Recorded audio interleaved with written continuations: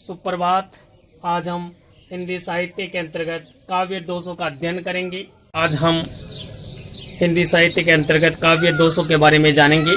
सबसे पहले हम देखते हैं कि दोष होते क्या हैं। दोष होते हैं कमियां, खराबी या अवगुण। किसी व्यक्ति के अंदर ये चीजें होती हैं, कमियां, खराबी, अवगुण, तो उसे हम कह देते हैं दोष। इनका संबंध हम काव्य दोष के अंतर्गत देखते हैं। काव्य दोष, तो काव्य दोष की परिभाषा हो जाएगी वे तत्व जो काव्य में अवगुण उत्पन्न करते हैं, अवगुण उत्पन्न करते हैं, उन्हें काव्य दोष कह देते हैं,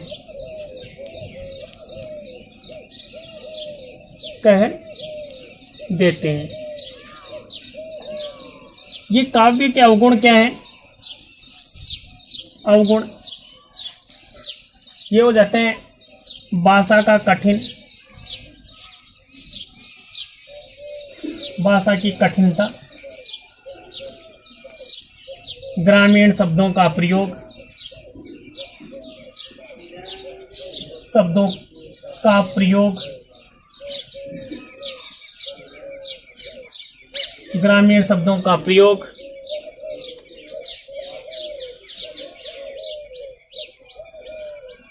अप्रचलित शब्दों का प्रयोग, अप्रचलित शब्दों का प्रयोग, लज्जाजनक शब्दों का प्रयोग,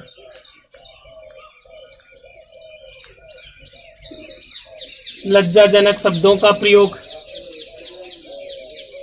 आदि काव्य के अवगुण माने जाते हैं। आचार्य दंडी के अनुसार हम काव्य की परिभाषा देखते हैं। आचार्य दंडी के अनुसार हम काव्य की परिभाषा देखते हैं। आचार्य दंडी कहते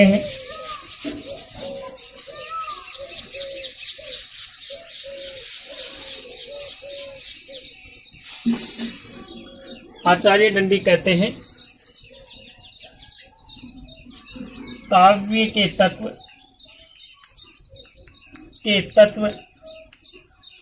रसयुक्त, गुण व अलंकार युक्त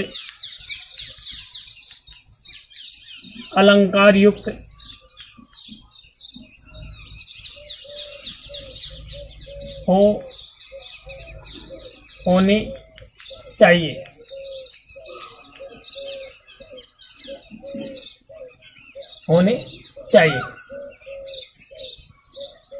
इनसे युक्त वाणी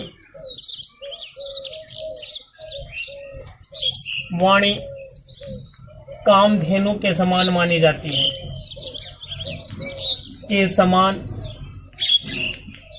जाती है,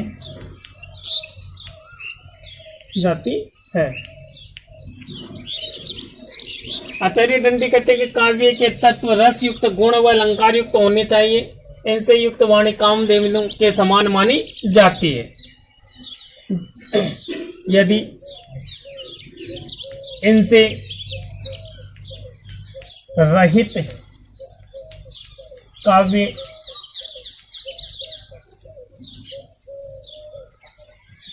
होता है तो काव्य में दोष उत्पन्न हो जाते हैं,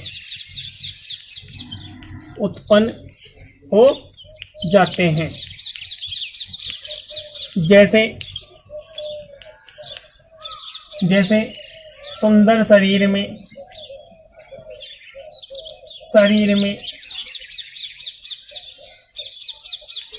एक कुष्ठ का धब्बा, सुंदर शरीर में एक कुष्ठ का धब्बा शरीर को अपवित्र बना देता है,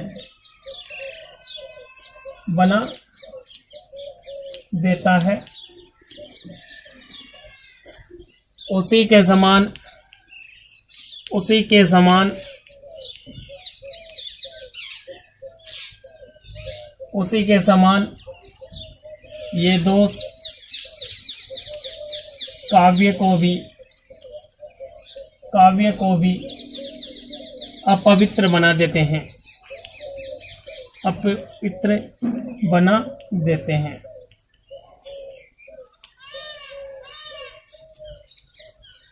तो आचार्य दंडी कहते हैं कि काव्य के तत्व रस युक्त, गुण व अलंकार युक्त होने चाहिए। इनसे युक्त वाणी कामधेनु के समान मानी जाती है। यदि इनसे रहित काव्य होता है तो काव्य में दोष उत्पन्न हो जाते हैं। जैसे सुंदर शरीर में एक कुष्ठ का धब्बा शरीर को अपवित्र बना देता है, उसी के समान ये दोष काव्य को भी अपवित्र बना देते हैं।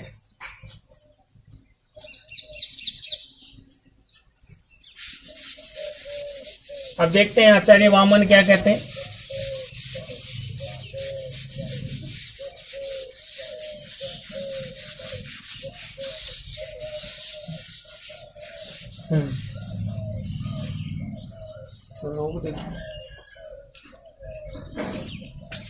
उसे शब्द दोष कहते हैं।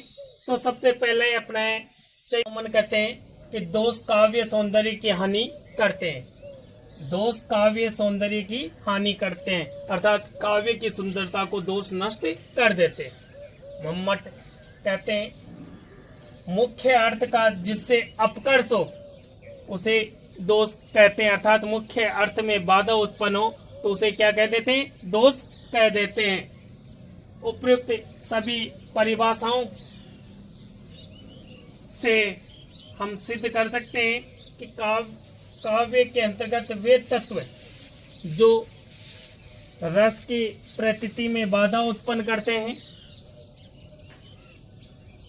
तथा काव्य का अर्थ स्पष्ट करने में बाधा उत्पन्न करते हैं, ऐसे सभी अवगुण तथा कमियों को हम दोष कहते हैं। काव्य दोषों के प्रकार। काव्य दोषों के प्रकार। काव्य दोषों की कोई निश्चित संख्या नहीं है। काव्य दोषों के अंतर्गत हम 4 प्रकार के दोषों को मानते हैं। शब्दगत शब्द दोष, रस दोष, अर्थ दोष तथा वाक्य दोष। वाक्य दोष, शब्द दोष, रस दोष, अर्थ दोष तथा वाक्य दोष। सबसे पहले हम देखते हैं शब्द दोष। सबसे पहले देखते हैं शब्द दोष। शब्दों के द्वारा जहां दोष उत्पन्न हो जाए, श्रुति कटुत्व दोष। श्रुति कटुत्व दोष का अर्थ होता है, श्रुति का अर्थ होता है सुनना, अर्थात वह काव्य रचना जो सुनने व पढ़ने में कानों में कड़वाहट उत्पन्न करती है तो उसे श्रुति कटुत्व दोष कहा जाता है। जैसे सड़कोपाचार्य सांडिल्य धधका कर, चिल्लाए सहसा दांत बीचकर। तो उदाहरण है सड़कोपाचार्य सांडिल्य धधक कर, चिल्लाए सहसा दांत बीचकर। अर्थात ये काव्य रचना पढ़ने व सुनने में हमारे कानों में कड़वाहट उत्पन्न करती हैं, कानों को कर्कश लगती हैं तथा कानों में कटुता उत्पन्न कर देती हैं। इस कारण इस काव्य रचना में श्रुति कटुत्व दोष माना जाता है।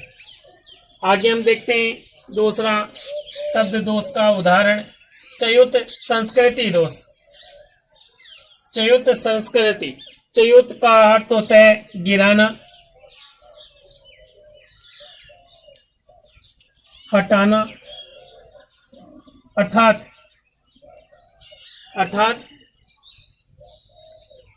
काव्य के अंतर्गत व्याकरण सम्मत कोई बात नहीं कही जाए या व्याकरण के विरुद्ध कुछ कहा जाए तो वहां च्युत संस्कृति दोष माना जाता है। जैसे मरम वचन जब सीता बोला, हरि प्रेरित लक्ष्मण मन डोला।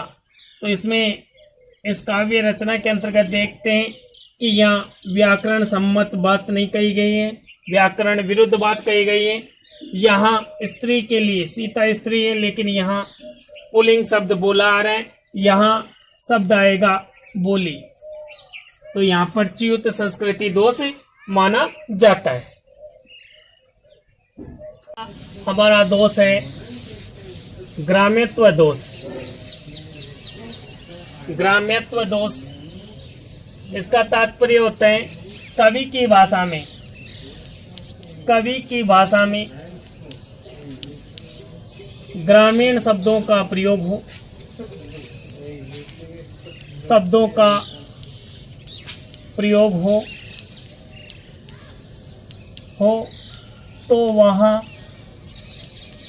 तो वहाँ ग्राम्यत्व दोष माना जाता है, ग्राम्यत्व दोष माना जाता है। अर्थात जब कभी अपनी भाषा में ग्रामीण शब्दों का प्रयोग करें तो वह ग्राम्यत्व दोष माना जाता है। जैसे खोपड़ी पर पड़ती पनैया ब्रज नारियन की, पनैया शब्द ग्रामीण शब्द है। पनैया का अर्थ होता है जूतियां। तो यहाँ इस कविता में या काव्य रचना में पनैया शब्द ग्रामीण शब्द है, इस कारण यहाँ ग्राम्यत्व दोष माना जाता है। अगला दोष है, चौथा दोष है अश्लीलत्व दोष। अश्लीलत्व, अश्लीलत्व का अर्थ होता है अशिष्ट भाषा, अशिष्ट शब्दों का प्रयोग। जब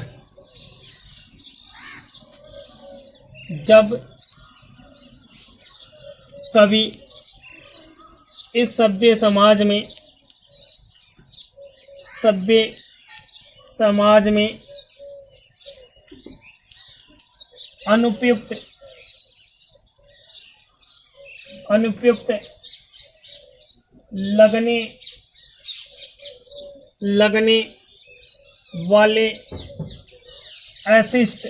लगने वाले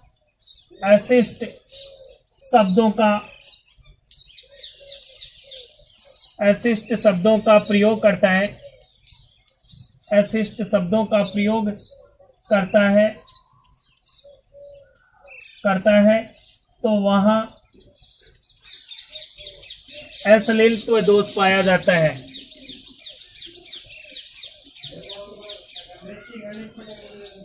दोष पाया जाता है।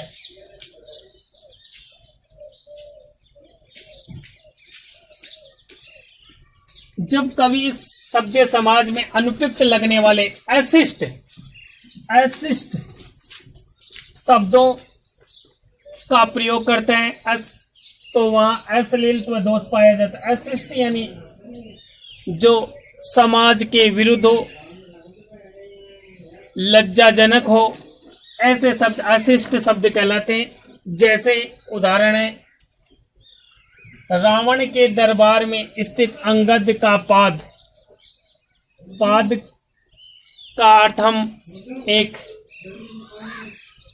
अपान वायु के रूप में करते हैं, लेकिन यहाँ पाद का तात्पर्य पेड़ से है। तो ये पाद शब्द अशिष्ट शब्द की तरह लगता है, इस कारण यहाँ अश्लीलत्व दोष पाया जाता है। आगे हम देखते हैं, अगला हमारा दोष है क्लिष्टव दोष। क्लिष्टव दोष से तात्पर्य, क्लिष्टव का अर्थ होता है कठिन। जब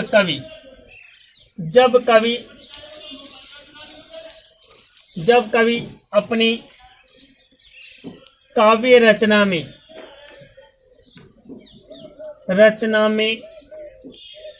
कठिन शब्दों का प्रयोग करता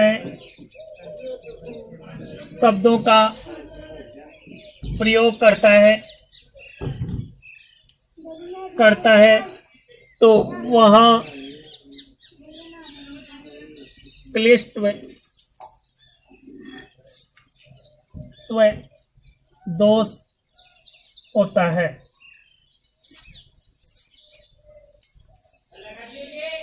काव्य दोष का उदाहरण देखते हैं। हरि हर से हरि देख कर हरि बेटे हरि पास, या हरि हरि से जा मिले वह हरि भय उदास। यहाँ इस दोहे को पढ़ने से इसका अर्थ समझ में नहीं आता है आसानी से। यहाँ इसकी अर्थ की प्रतीति बड़ी ही कठिन रूप से होती है। हरि हर से, हरि यानी सर्प, सर्प प्रसन्न होता है हरि देख कर। हरि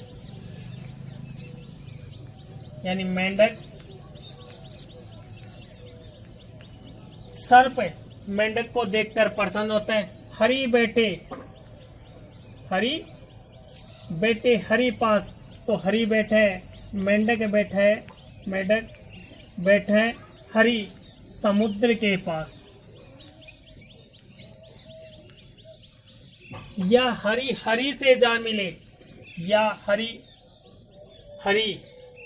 से जा मिले, तो मेंढक क्या करता है? हरि समुद्र में चला जाता है। हरि सर्प, हरि मेंढक, हरि समुद्र, हरि मेंढक, हरि समुद्र, वह हरि भय उदास।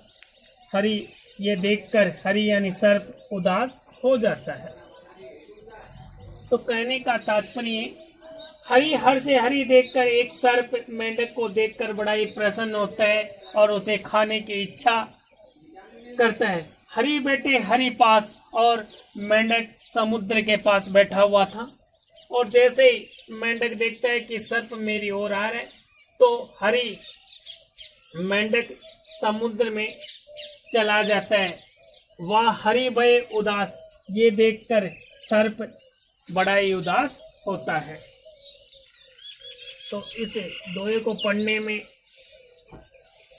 सुनने में हमें अर्थ की कठिनता का आभास होता है।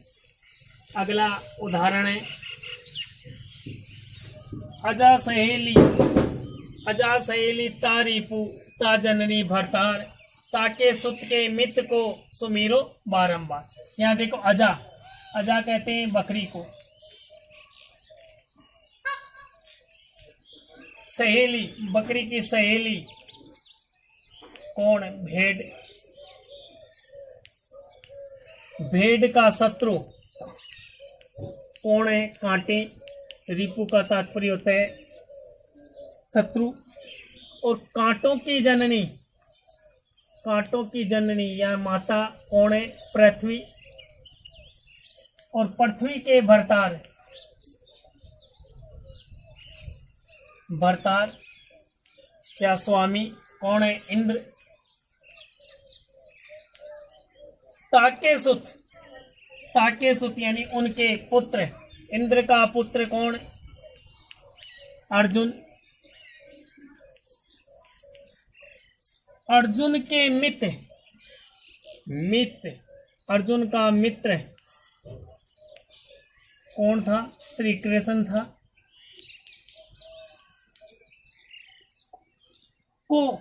श्री कृष्ण को सुमिरो बारंबार, उनका स्मरण बार बार करो।